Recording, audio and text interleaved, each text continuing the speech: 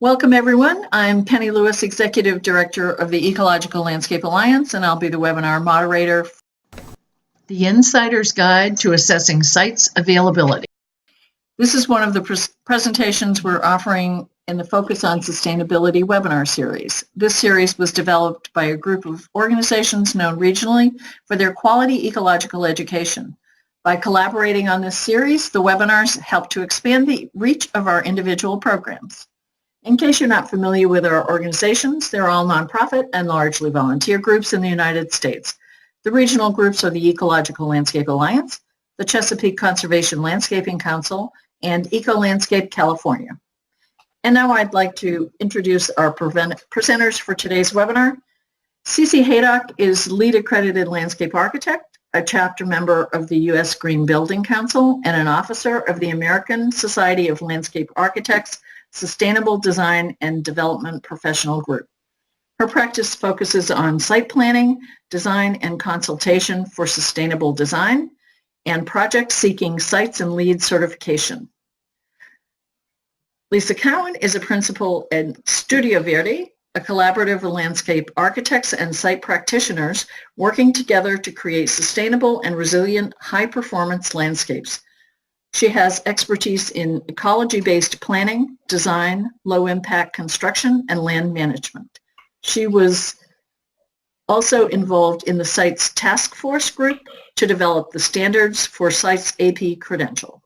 Welcome, CeCe and Lisa. Thank you. This is Lisa Cowan, Studioverde, and we're going to begin this webinar today with some background that led both CeCe and I in our work to the Sustainable Sites Initiative, or SITES. So looking at this title slide, the photos that you're looking at are of a SITES, two-star SITES pilot project, the Hempstead Plains Interpretive Center, located on the Nassau Community College campus on Long Island, New York. You're going to hear more about this project from CeCe, who was the SITES certification project manager. But I encourage you all to look up this project on the sustainablesites.org website to see how SITES was done for a small-scale project. In addition to commitment to design excellence as a landscape architect, I have also recognized the tremendous need to help clients and communities value the social, environmental, and monetary benefits of sustainable landscapes and resilient places. And the Sustainable Sites, or SITES model, provides that and more. It does it through guidelines for best practices for site development, a rating system that backs up the sustainability claim with proof, and it encourages research into the metrics of high-performance landscapes. CeCe and I began working together in 2012 through the American Society of Landscape Architects Sustainable Design Group. CeCe is based in New York, and I'm based in Maine. We collaborated on our first ELA webinar in 2014 titled Sites from the Ground Up, and I believe you can find that on YouTube, which has been posted by the ELA. And more recently, we are teamed under the Studioverde umbrella on the site certification effort for Colby College's $200 million athletic center, and that's located in Waterville, Maine. So today, we're going to be sharing our insider's look on how to assess a project's viability and where to start. But before we go into that, CeCe's going to take a moment to talk about her background. Thank you, Lisa, and good day, everybody. I think Penny and you have done a wonderful job, so I'm just going to turn it right back to you so that we can dig into how we can get started on a SITES pilot project. Thank you. Okay. Okay, so as we went through the development of the webinar, we created learning objectives, and they're listed here. A little about the background on SITES, some information on guiding principles, SITES terminology and references, how SITES was set up, and then where to focus your efforts as you embark on the certification process. Here we go again. Sorry, every time I engage that drawing tool, here we thought it was a great, here we go. Maybe this will work. Again, apologies. There we go. So we have found that being knowledgeable about general sustainability concepts and terms is important for sites practitioners. If we were doing this webinar, if we were doing this as a live presentation in front of you all, we would be asking for a show of hands on these questions to gauge your familiarity and comfort with these terms. Ecosystem services, triple bottom line, and even sites V2. But we're going to start with ecosystem services. Ecosystem services are the services which the Earth provides that support life on Earth. Ecosystem services can be grouped into 4 broad categories: provisioning, such as the production of food and water; regulating, such as the control of climate and disease; supporting, that involves nutrient cycles and crop pollination; and cultural, such as spiritual and recreational benefits. In my work on wetland restoration, I learned in detail how places like wetlands or resources like wetlands provided vital ecosystem services. Wetlands slow down water.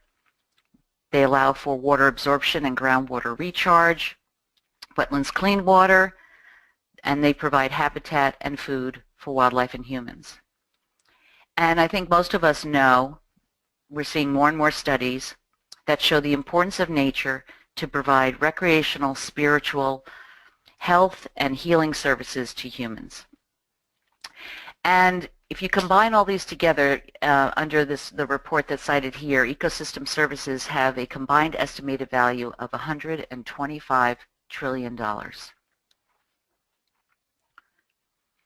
Triple bottom line. The triple bottom line is embraced by private and public markets. Just about every large and small company has a web page or a mission statement about sustainability, which embraces the idea that decisions should be environmentally sound, consider social equity, in addition to economic feasibility, or people, planet, profit. So even companies like Walmart and Coke have embraced a triple bottom line in their decision process because a triple bottom line decision framework reduces risk from environmental and social consequences. So reducing risk and contributing to society in more constructive ways, businesses have determined makes good business sense. So let's look at a case study that looks more at the cost savings of a sustainable landscape approach. In 2004, the city of Santa Monica constructed 2 1,900 square foot demonstration gardens on 2 adjacent front yards. The traditional garden or landscape on the left incorporates commonly used exotic species and lawn, whereas the native garden on the right, or what they call the sustainable alternative, used exclusively native California plants. The 9-year study documented the resource consumption at the 2 gardens. The native garden used 83% less water, generated 56% less green waste, and requires 68% less maintenance when compared to the traditional garden. Now, the native garden did cost more to install. It was $16,700 compared to $12,400 for the traditional garden. But despite its higher cost, the native garden's lower maintenance requirements translated into $2,200 per year in cost savings. So they made up that difference within 2 years. As we consider sustainability and how to transform how it transforms the marketplace, let's start with LEED, or Leadership in an Energy and Environmental Design, the LEED rating system. From 1994 to 2015, LEED grew from one standard for new construction to a comprehensive system of standards covering design, construction, maintenance, and operation of buildings. I like to think about the residential, education, office, real estate tectonic shifts. There has been tremendous focus on energy efficiency, healthy buildings, which has affected design, construction, sourcing, and maintenance practices. People are willing to pay more for these benefits. There are millions of square feet of buildings being certified under LEED each year. If we just consider that number, you can think about the potential landscapes and campuses that these buildings rest on. So the potential LEED building redevelopment market alone for sustainable landscapes is waiting for transformation as well. And that's where the Sustainable Sites Initiative comes in, or SITES. SITES is LEED for landscapes, a rating system for high performance and resilient places. And one of the main reasons that clients who manage large-scale land assets are embracing site certification is because SITES provides proof that they're getting a truly sustainable outcome. The SITES partners developed this original statement to summarize their goals for the development of a land-based rating system.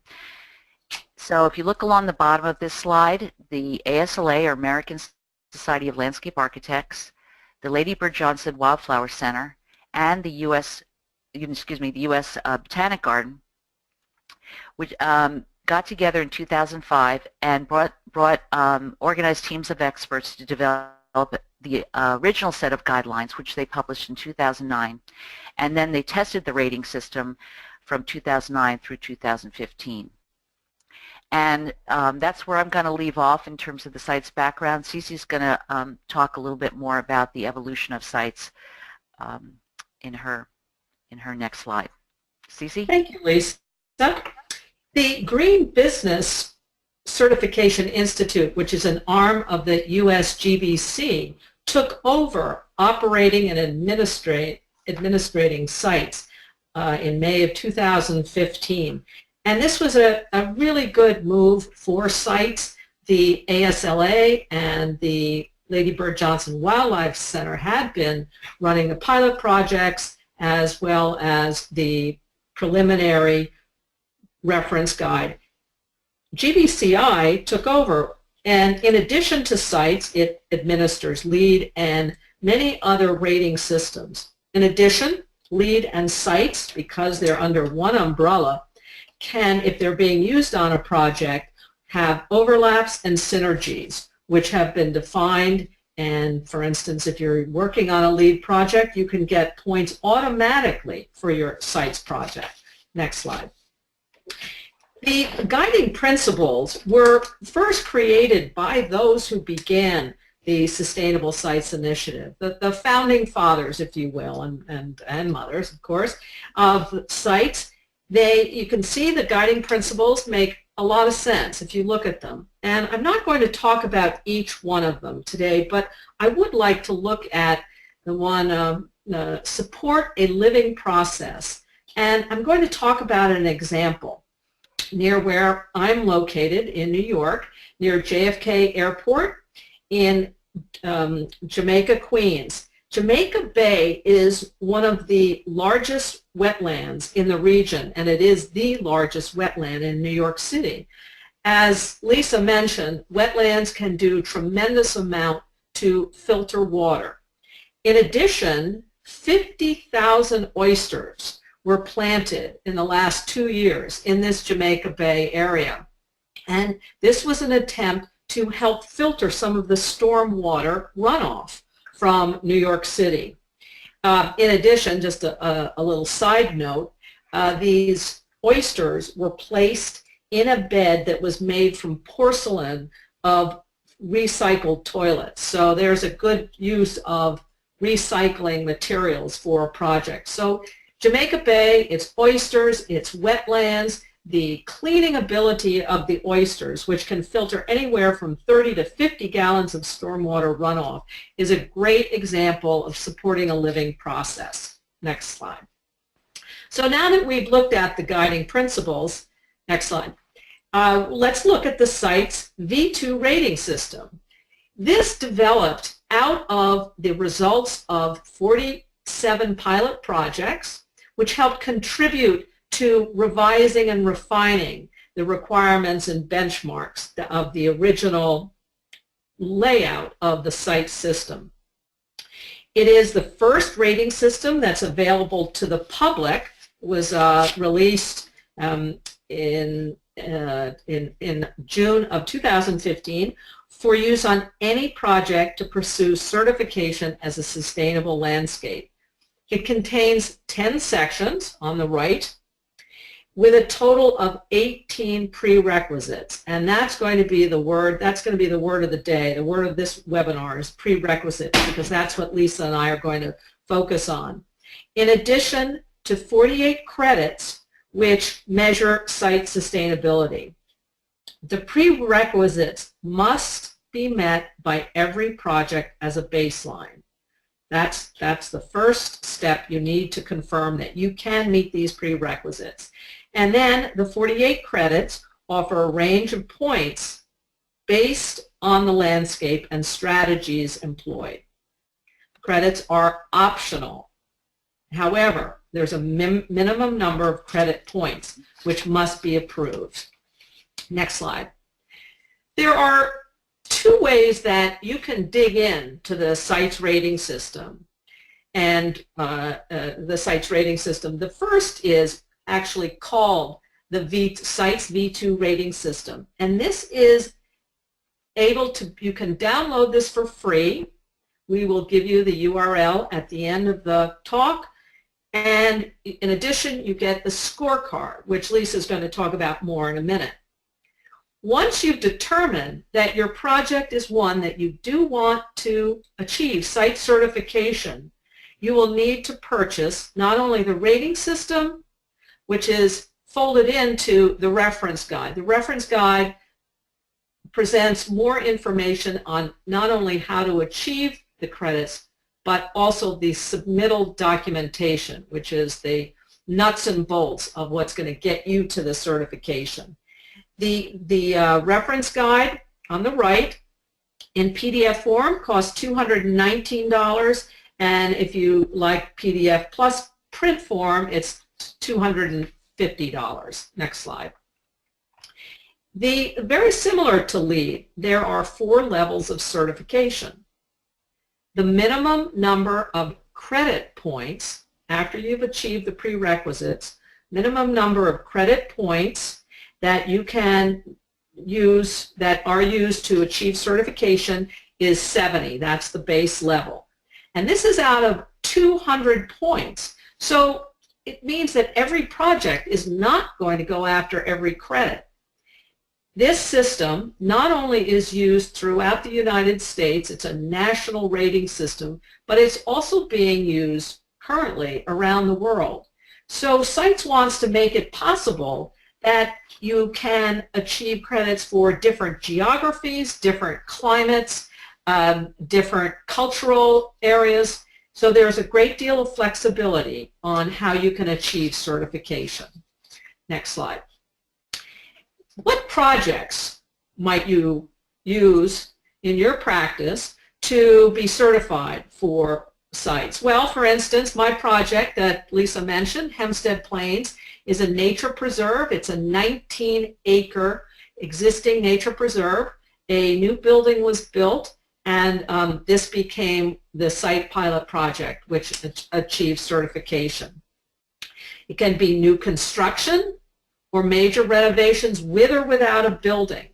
And the site can be as small as 2,000 square feet. A pilot project at Cornell University outside the library was a very small space, was actually implemented by the students and their professors. You can even go lower than that if you have a site that's much smaller, and you can talk to GBCI. You must submit a project that has been completed within 2 years of registering for site certification. But remember, you first need to check that you can meet the 18 prerequisites and document all your work. So let's get started. Next slide, please. Let's focus on these 18 prerequisites. If you reach these, if you can reach certification of the 18 prerequisites, it's pretty likely you're going to get at least 70 points. It's not that big a stretch from getting the baseline, because the prerequisites span the 10 sections. And with that, I'm going to turn it over to Lisa, who will talk about another pilot project that received certification.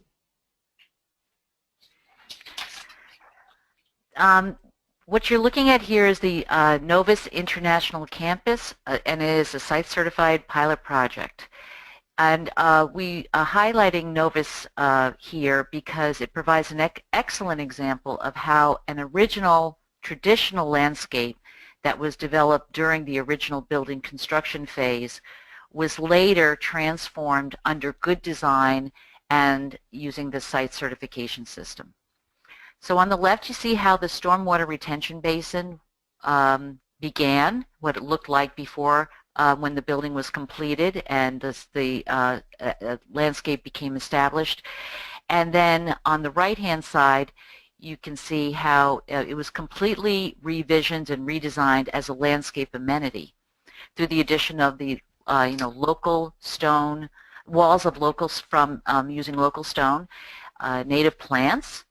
I even picked out some native habitat structure. If you look on the lower right-hand photo, you can see woody debris pictured in the pond, which provides habitat for fish and birds. And there is even a set of stairs that they located on the pond to allow employees to directly engage in this water feature. And then again, looking on the lower right, they provided a shade structure using sustainably sourced and local materials. So if you're interested in finding out more details about this project, I suggest you check out the sustainablesites.org website. So CeCe touched on, the fact that the 18 prerequisites are required. I'm going to get into more detail here on as you start to engage in the documentation portion of certification. So here's a copy of the site's V2 scorecard. You can download this for free, again, from the website. And many people might be inclined to start with the start with the scorecard and start with the points.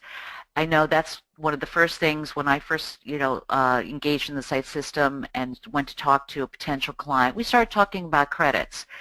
But actually, more importantly, the focus should be on the prerequisites, the 18 prerequisites, because these are required. So on the visual in front of you here, the 18 prerequisites can be seen in the blue highlighted fields under each section. So if you look on the upper left, beginning with section 1, site context, and then on the lower right, there's 2 prerequisites in section 8, operations and maintenance.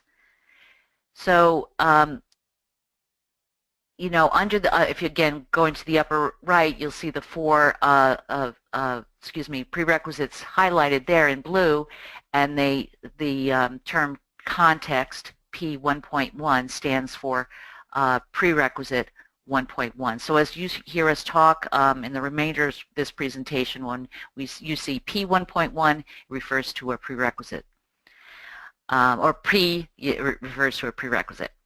So I'm going to go into a little more detail on these and how they fit into the site development framework.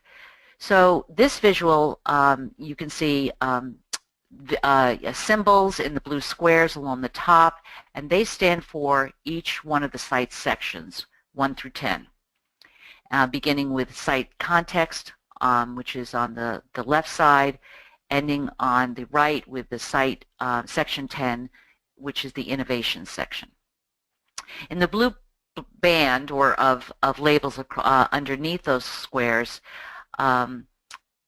you see how these line up with the actual process of developing a site, going through from site selection, pre-design assessment, through monitoring and education.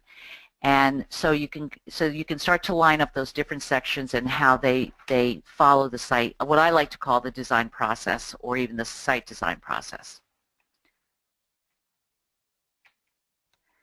So let's get started. We're going to dig in to each of the prerequisites a little bit, just to tease them out so you can kind of get a sense in how they fit in the overall process. So one of the reasons why we're taking this particular approach in how we're presenting the prerequisites to you is to underscore the fact that not only are these requirements that you have to have in order to go for certification, but they also run throughout the process. So you are not done with your prerequisites when you get through design. There are also prerequisites that come in under construction and operations and maintenance. So you'll see that as we start to talk in more detail.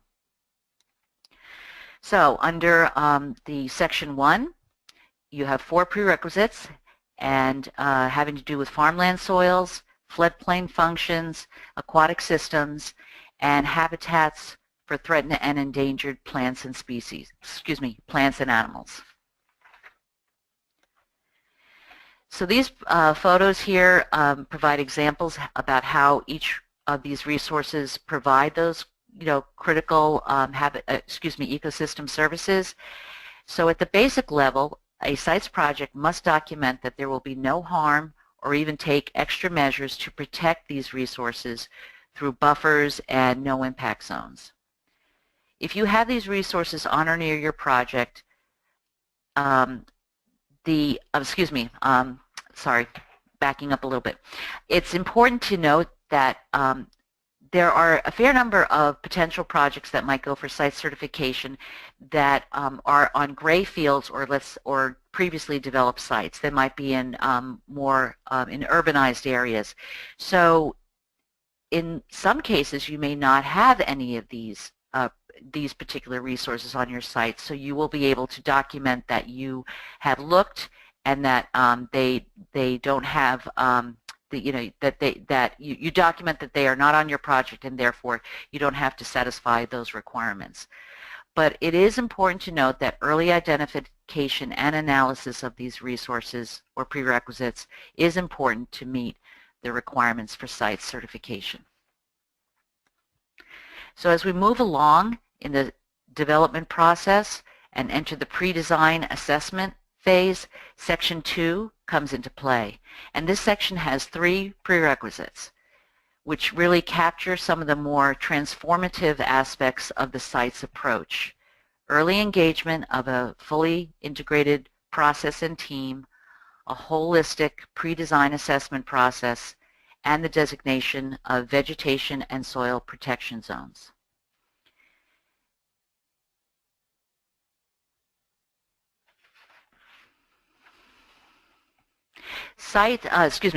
Prerequisite 2.1 requires a project process that includes an integrated design team from the outset, which in addition to the client, say the landscape architect, the engineer, should include scientists to look at the resources and inform approaches on protecting and enhancing them, to the contractor who will implement the project, the facilities personnel that will maintain the project.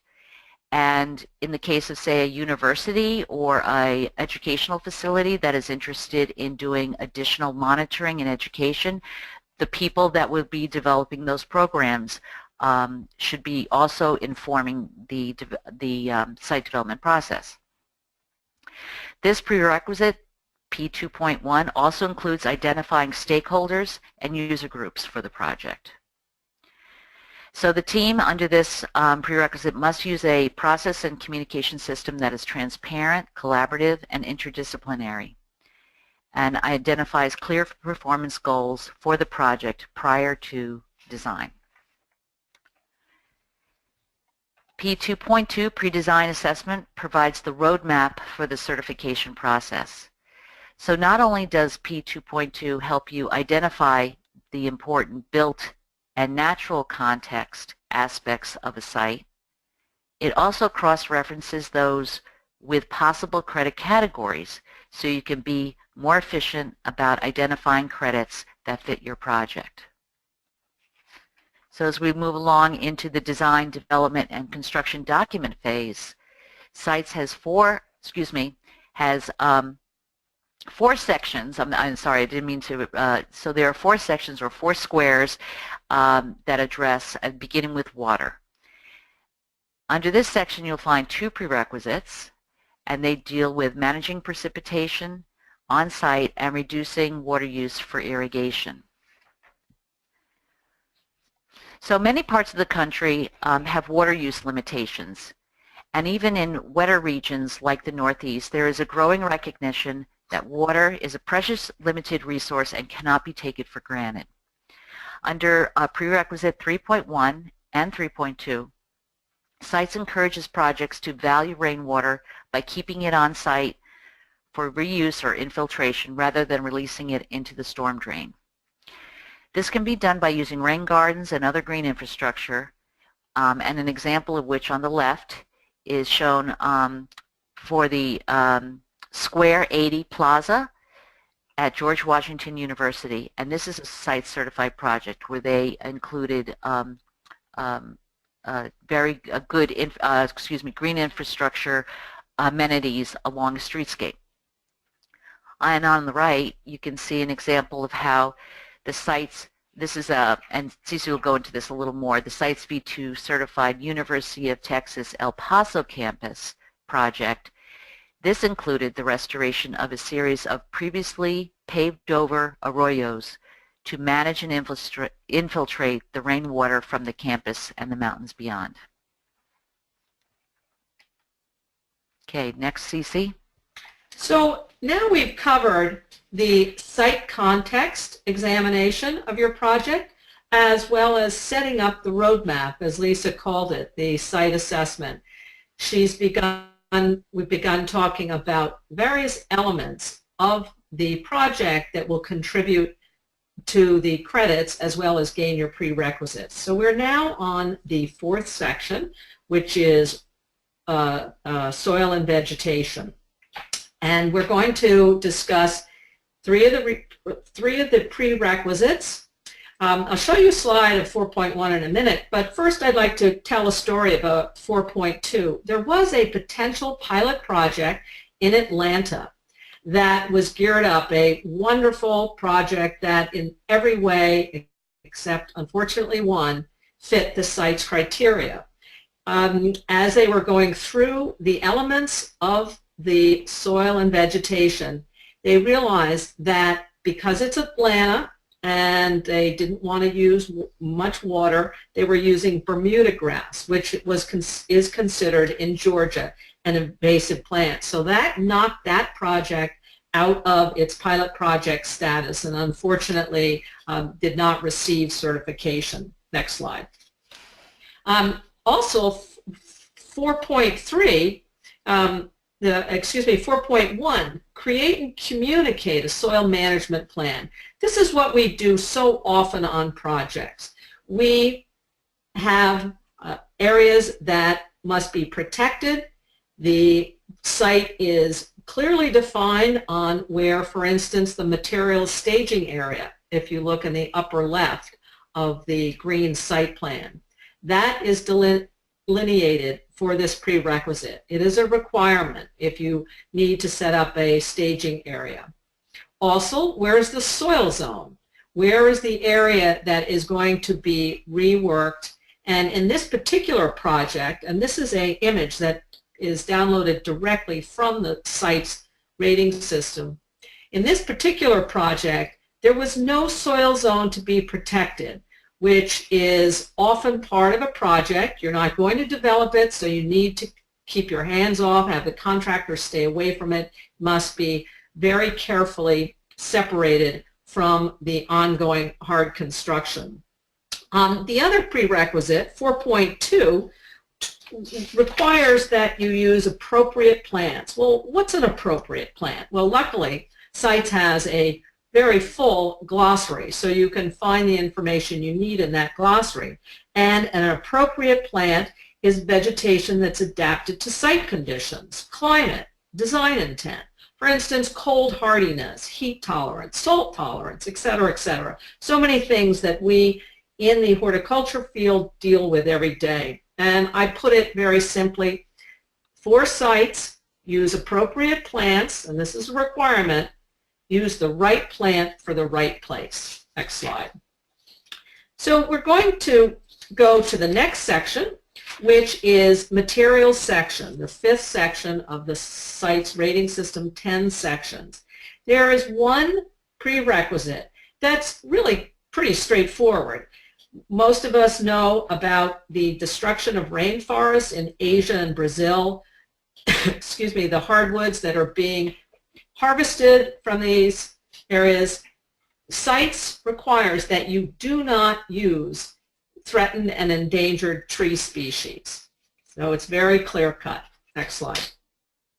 The next section is section 6, human health and well-being, where there are no prerequisites. So you get a break from that. So we're just going to move on to section 7, which is the construction requirements that for a good project that preserves both the soils, the trees that are existing trees, any materials on the site that can be recycled. There are 3 prerequisites. Prerequisite 7.2, control and retain construction pollutants, is pretty straightforward as well. For instance, a silt fence, preventing any soils and polluted water, storm water, that may leave the site during construction. In addition, to avoid wind effects of silt being blown off the site, cover your existing stockpiled soil with tarp. The 7.3 requires that a soil test is done, and in many cases several soil tests if it's a large project. The soil test checks organic matter compaction or infiltration and soil chemical or biological function. Next slide. 7.1 is something that we as designers typically do, but in this case it's important that the integrated design team, whether it's the construction manager, the landscape architect, or the client, that the sustainable construction practices outlined in sites must be communicated. And the way that's done is through a pre-construction meeting with the contractor and other major subcontractors. That includes at least one person from each discipline on the integrated design team, and that could be the scientist that Lisa mentioned, the landscape architect, the maintenance facility. Those are typical members of an integrated design team. And in addition, CITES requires a punch list, which is created and assigns responsibility for each of the prerequisites and the pursued credits to somebody on the integrated design team. And that person will sign off, literally sign, a document that is submitted as part of the accrediting of the project. Sign off on that his or her item has been implemented. Next slide. Section 8, which talks about operations and maintenance. And Lisa mentioned the importance of integrating a maintenance facility individual in the very early design phases. Next slide, please. 8.2 is the storage and collection of recyclables. And I'll tell a story. Our project, Hempstead Plains, was for a nonprofit, so there was not a large budget. It was new to everybody. We actually were fortunate enough to be able to write into the specifications for the project that this was a CITES pilot project. So we could write in elements that we needed, such as 8.1, a need for a sustainable site maintenance. However, when we got started, we said, well, we don't have guaranteed pickup of the recyclables. In fact, we don't even have a recyclable container. We are lucky enough to have good contact with the scout troops in the area, and they're always looking for projects for their scouts. So we actually had one built by the scout troop. And we also have had good relationships, had and have, with the local authority, the community, the county officials, and since this was to be maintained by the county, we got from them a letter, which was required for sites for 8.2, got a letter stating that they would pick up the recyclables on a regular basis. Next slide. 8.1, in addition for Hempstead Plains to having community efforts to help along with this project, we also actually had in place a maintenance plan for Hempstead Plains as a nature preserve. It is integral to its existence. For sites, we had to enumerate on an Excel spreadsheet specific elements having to do with the sections we've talked about, soil and vegetation, materials, health and human well-being, and these were clearly laid out who and which individuals, which party was going to take care of the site after construction had been completed. Next slide. So at this point, we're about to wrap up. We're going to talk a little bit more about a couple of projects, but I'd like to encourage all those in the audience to submit any questions you might have, and you can write them in your box to the right. The University of Texas at El Paso was the very first project that was certified last fall under the V2 rating system. It was an area that was not attractive, certainly not native to the site. In fact, it was predominantly asphalt that had covered over many of the existing arroyos. The project is particularly interesting to me as a landscape architect because the lead professional on the project, which include many buildings, was the landscape architect. And this was achieved by conversations with the client, the administrators of the University of Texas at El Paso, and the landscape architect convinced the client that she, the landscape architect, was the best individual to oversee this entire project. It received Site Silver certification. Next slide. And in Chicago, the second Sites V2 project, also last fall, was certified gold, which is the second to highest level for a site project, which is, my project was Site Silver. So gold shows that they received many of the credits for their project, as well as the 18 prerequisites that we've been discussing. There's a tremendous amount of green infrastructure, as well as human health and well-being, one of the sections, credits that were achieved. And if you want to look at some more sustainable site projects or look at either of these two projects in detail, you can go to the sustainablesites.org. We'll give you the URL at the end, and look under projects, and you can read about some of the specifics of these two projects. And any minute now, there will be more that are certified. There are many projects in the pipeline, both in the United States and in China, Hong Kong, India, Canada, and I believe Finland is also, there's a project there. Next slide, please. Other good news about the site's rating system is that the GSA, the Government Service Administration, which owns so many federal buildings around the country, decided to, in early 2016, to adopt sites at the silver level as its standard for all new construction capital projects. And this is huge. This attests to the importance of sites to the Government Service Administration, which is building these projects. And a little behind the scene information, the head landscape architect for GSA said that there was often a problem in the breakdown of communications and enforcing contract requirements on many projects. So they felt that the site's framework would really help correct this although it might not eliminate it, but it would help to set a standard to better guarantee that well-educated, well-seasoned design and construction practitioners would get involved and stay involved in projects. So it raises the level of a project, makes the GSA, the client, job much easier.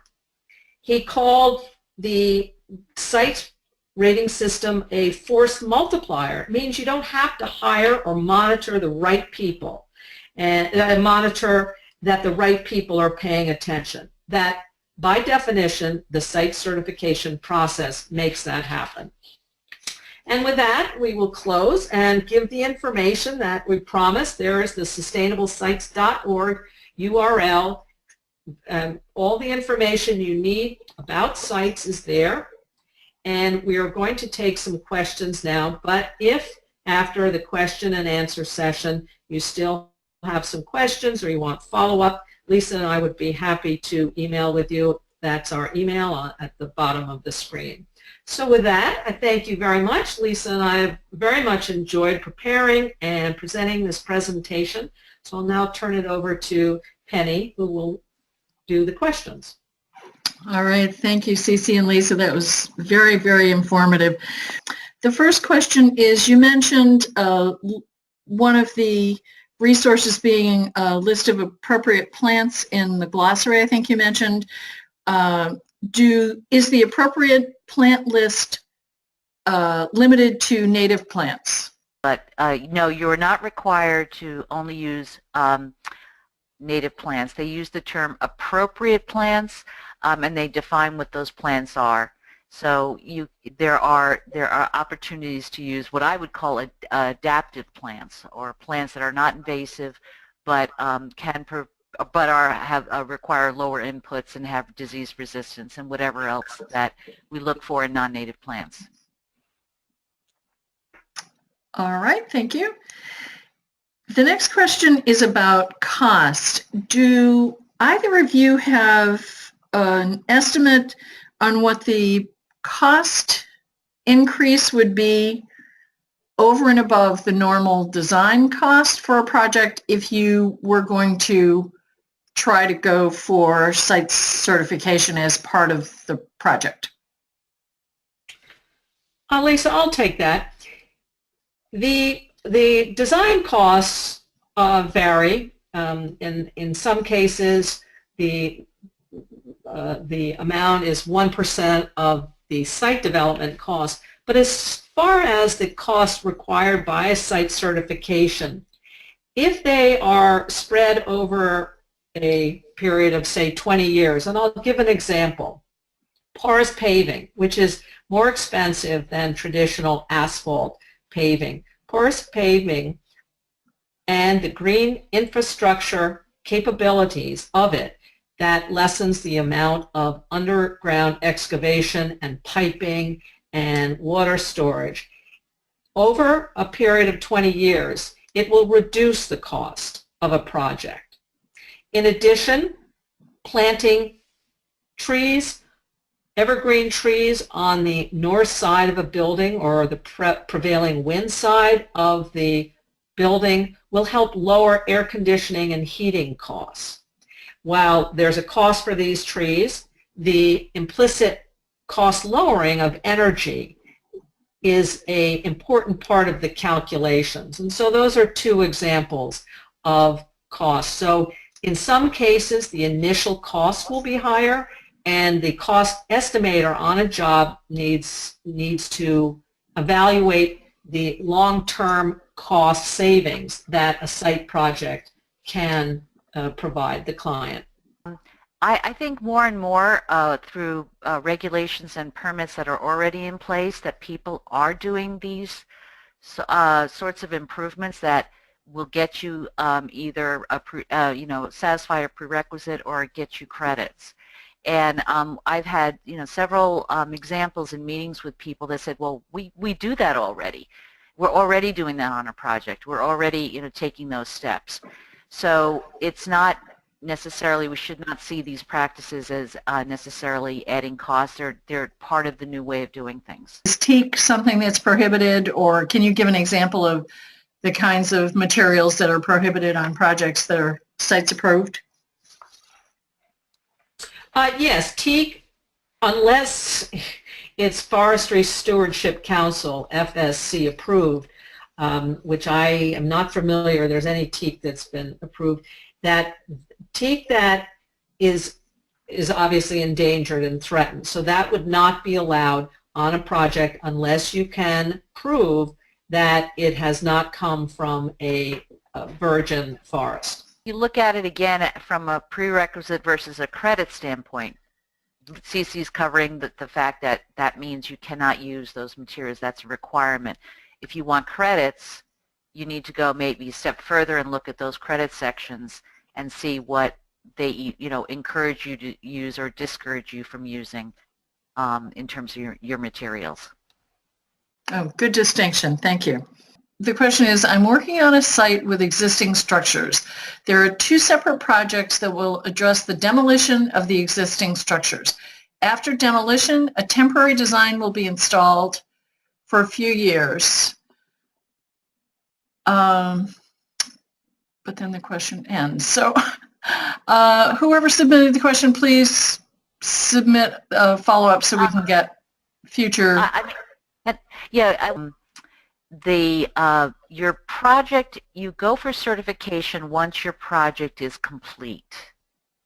So if there's a temporary aspect of it, and then you're going to come back and do something on that same site, you may have to wait for the completion of the entire project. You can get certification for a project 2 years out from completion. If you have a already completed project and you think it's certified, you can go back, and if you want to do the documentation, you can do that as long as 2 years after it's built. But you should also be aware that you do not get certification until you get construction sign-off and you get all your documentation together and submit it. So there's a follow-up question to this. So given that 2-year limit, should the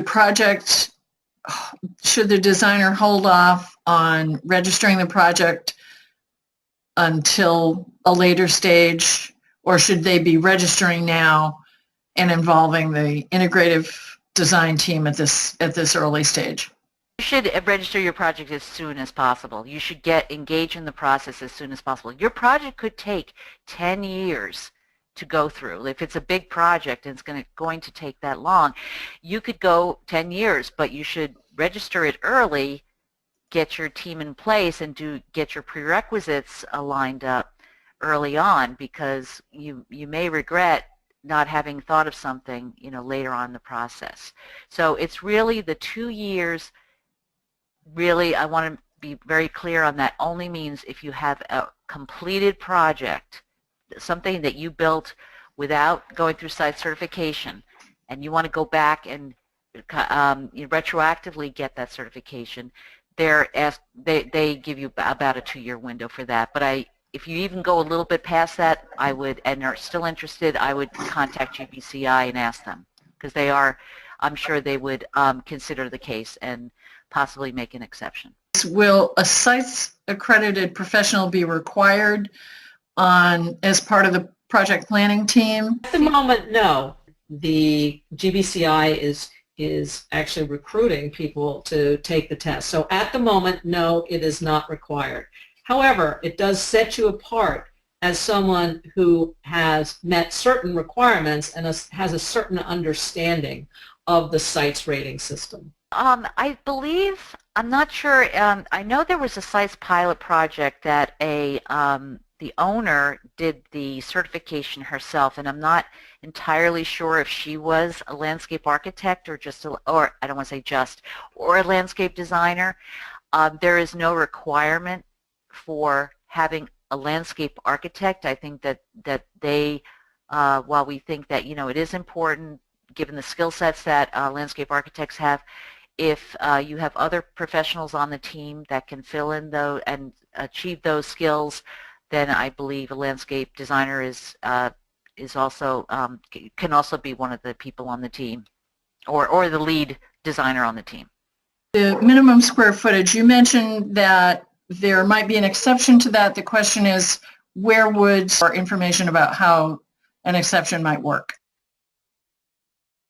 I would email GBCI and give them as many details as you can, describing the project, how big it is, and what your intent is, and see what the response is.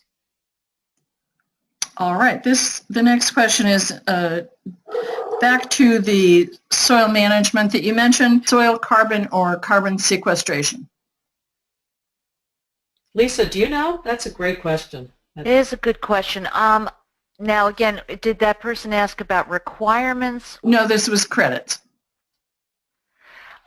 I'm not sure that they go into that detail, but if you want to pose that question to either one of us, we'll look up and we can give you a more detailed answer on we'd have to really dig into the credits to look at that.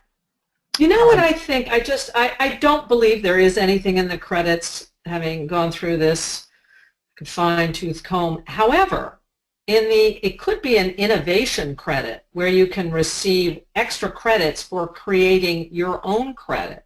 Yes. So that would be an excellent way to get innovation credit. Yes, that's very, very good point. Excellent, thank you. Well, thank you, CeCe and Lisa, for sharing all of this experience and insights out of the sites design and certification process. This certainly should help get a lot more people involved and enthused about certifying their projects. And thank you all for attending, and good luck with all of your sustainable project designs.